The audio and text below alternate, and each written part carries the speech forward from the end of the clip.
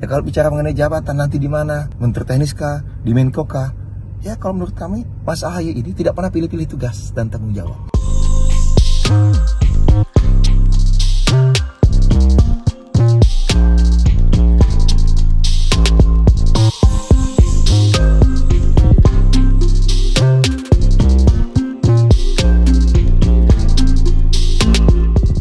Presiden terpilih ke-8 Pak Prabowo Subianto memang sudah meminta kepada Mas AHY untuk menyiapkan kader-kader terbaik Partai Demokrat untuk membantu beliau mengisi pos-pos di kabinet agar bagaimana pembangunan ke depan 2024 sampai dengan 2029 itu benar-benar bisa menjalankan visi misi program yang bermanfaat untuk masyarakat, bangsa dan negara sesuai dengan janji Pak Prabowo dan kami semua yang berada di barisan pemenangan Pak Prabowo di Pilpres 2024 lalu.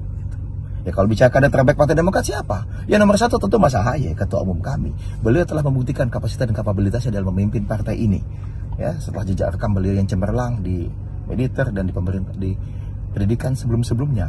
Lalu bagaimana di Partai Demokrat selama 4 tahun terakhir beliau bisa membuat partai ini menjadi sangat solid. Bagaimana kita menghadapi tadi turbulensi politik, upaya perampasan dari pihak luar, gangguan dari pihak luar di 2021 dan sukses memimpin partai ini. Kami semua menghadapi gangguan-gangguan itu gitu, dan berdiri lebih tegak. Lalu bagaimana ketika menjelang Pilpres kemarin ada turbulensi juga, masih berbalik arah secara mendadak. Ya ada dinamika politik yang luar biasa terkait dengan Pilpres. Dan Mas AHY bisa memimpin itu dengan baik. Kami tidak terjatuh, kami tidak hancur lebur. Bahkan kami hari ini menjadi bagian penting dari pemenang pemilu 2024. Dan kami kembali ke pemerintahan Oktober 2024 sampai dengan 2029 dan ternyata ya ditambah lagi ternyata mulai Februari kemarin gitu.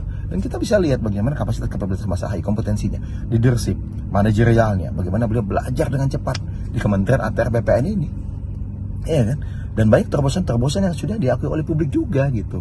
Bagaimana beliau kemudian tadi gebuk mafia tanah, bagaimana kemudian semakin banyak tanah wakaf yang dibagikan oleh beliau, sertifikat elektronik, bagaimana beliau berupaya memberikan kepastian hukum, menjamin keadilan tadi, dan sertifikat tanah ini kan bisa digunakan untuk bisa semakin mensejahterakan rakyat ke depannya gitu.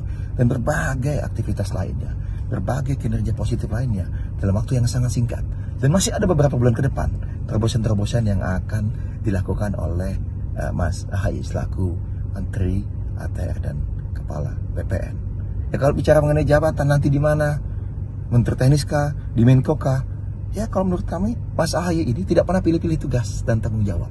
Pak Prabowo, Bapak Presiden inginnya beliau di mana, ya merasa beliau lebih pasnya, lebih optimalnya nanti dalam membantu Pak Prabowo, beliau akan siap untuk melaksanakan tugas dan tanggung jawabnya. Karena jiwa beliau selalu dan selamanya sebagai seorang prajurit yang siap mengabdi untuk masyarakat, bangsa, dan negara, dimanapun, kapanpun.